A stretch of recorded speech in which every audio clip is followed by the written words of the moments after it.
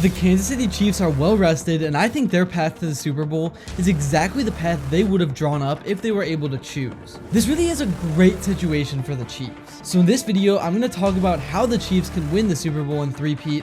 I'm going to talk about some recent roster moves and really just everything that has been going on with this team, because there is a lot, and I don't think the NFL is quite ready for what we are about to see from this football team. But before I begin, I would really appreciate it if you would drop a like and subscribe. It only takes 5 seconds, plus you can always change your mind. We are on the road to 50,000 subscribers, and with your support, I believe that we can get there super fast. Alright, so starting off, the Chiefs were of course the 1 seed as they went 15-2, but they pretty much only lost 1 game all year because that Week 18 matchup against the Broncos was obviously not the real team on the field. So after the bye, they know now they will be hosting the Houston Texans in a divisional round matchup. We have seen these two teams face off before, if you guys of course remember the incredible 24-0 comeback Mahomes and the Chiefs pulled off against Houston to beat them 51-31 back in 2020. And now 5 years later, things are very different as the Chiefs have somehow only gotten better as they have won 3 Super Bowls since that game, including 2 back-to-back. And it seems like they are on a clear path for a 3rd straight. They will face a Texans team that is coming off a huge wildcard victory in which they dominated Justin Herbert and the Chargers and just made his life a nightmare, picking him off 4 times. However, despite this dominant win, I think this is definitely the team the Chiefs would rather see instead of say the Chargers or if the Broncos pulled off an incredible upset. The Chiefs did already beat the Texans once this year in a 27-19 game that I think would have been a lot more interesting if not for the injury of Tank Dell. However, the Chiefs were just the better team that day, and I would be very surprised if we see anything different than that this coming week. The Chiefs picked off CJ Stroud twice in that game, and I think they could do something similar again in this one, especially with the return of a potentially key impact player in Jalen Watson, who practiced for the first time since being placed on the IR this week. And he may potentially be available to add some key help alongside 2nd team All-Pro and arguably the best all-around corner in the league, Trent McDuffie. CJ Stroud really has not had the 2nd year we thought he would, and he will obviously not get the 4 interceptions, including 1 pick-6 help he got against the Chargers from his defense.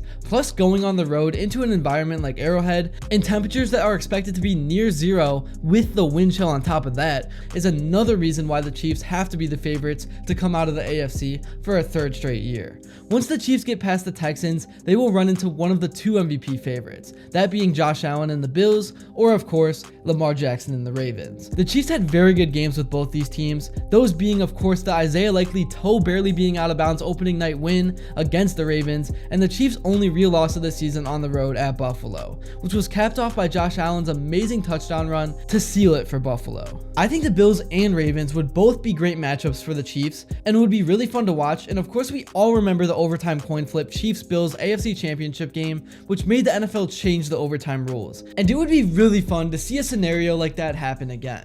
Either way, I really like the Chiefs against both of these teams simply because of the 3 main guys on their offense who always seem to step it up and just have a different type of play in the playoffs. That being Patrick Mahomes, Travis Kelce, and of course, Andy Reid.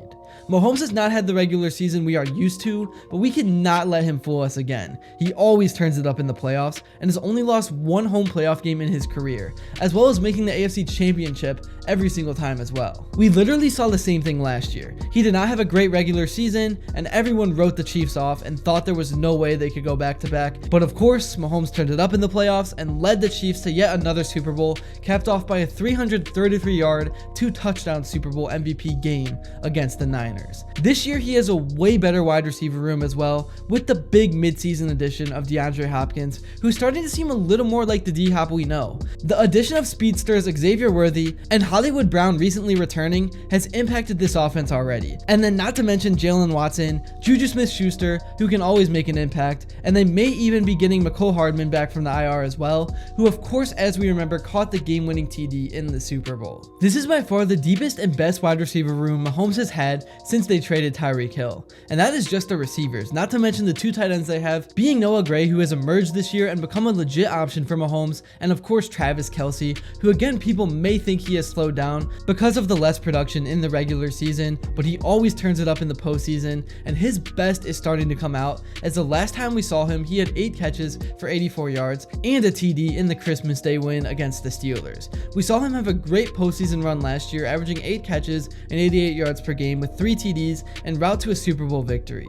He is an all-time great playoff performer and has a career 142 catches, 1,609 yards, and 18 TDs in 18 playoff games together. Those are just incredible stats, and of course, I expect him to continue his playoff dominance this year. And basically, all I am really saying is that Patrick Mahomes has plenty of weapons to work with this go around, which also means one of the greatest coaches of all time has a lot of ammunition to work with, and I cannot wait to see what he cooks up with this offense in the playoffs. He's another one that always steps it up in the playoffs, which is scary because this team won 15 games already in the regular season. This team just wins, and that is their identity. Some teams play smash mouth football, some teams are known to beat you through the air, but for the Chiefs, the best word for them is that they win and find any way possible to do it. And the defense has been legit and has even won them some games this year, and they will absolutely need to step up against either Josh Allen or Lamar Jackson. This defense has been pretty good all year, especially against the run, as they ranked number 5 in rush yards a game this year, something that could come very huge if they are playing the elite rushing attack of Lamar and King Henry against the Ravens. They also averaged a little over a turnover a game, and if they could just get 1 or 2 with playoff Patrick Mahomes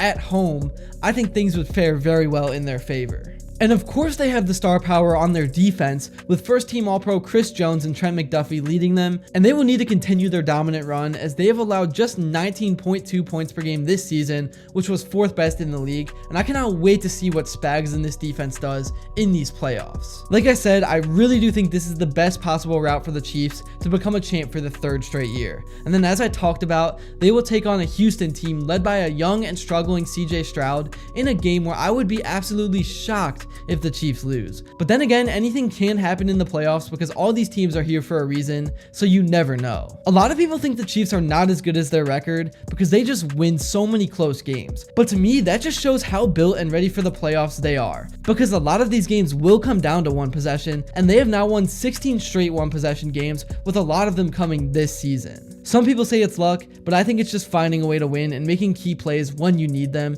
and they have a guy who is known for that in Patrick Mahomes. And I expect the Chiefs to find a way to win a close game against a Ravens team they have already beat in a 1 possession game this year, or a Bills team who they will certainly be seeking revenge against in a game where the Bills would have to beat them twice in a season. And I do not see the Chiefs losing to the Bills twice in this season, especially at home. So yeah, this team has won a lot of close games, but I think that has only prepared them more and more for what is going to come in the playoffs. And I think we will see the Chiefs head back to the Super Bowl once again. All in all, I think the Chiefs have the exact path to the 3-peat they were hoping for, and I think it would be a surprise to nobody to see Patrick Mahomes and the Chiefs do it. Here's what some of the other media outlets are saying about this team. Gone are the days where he is the only option that defenses can key on. With Hollywood Brown in the lineup, it's right-sized their receiving corps, so now you have to deal with Hollywood Brown, DeAndre Hopkins, and Xavier Worthy, which forces them to play Travis Kelce a little more straight up. Yeah, he's a little older in age, but if you give him one-on-one coverage, especially in the playoff against the safety, he's going to ball. That's about it for this video. Thank you all so much if you made it to this point, and if you enjoyed and haven't yet, please be sure to drop a like and subscribe because your support truly does mean the world. And also, let me know what you'd like to see next, and until then, I will see you all later.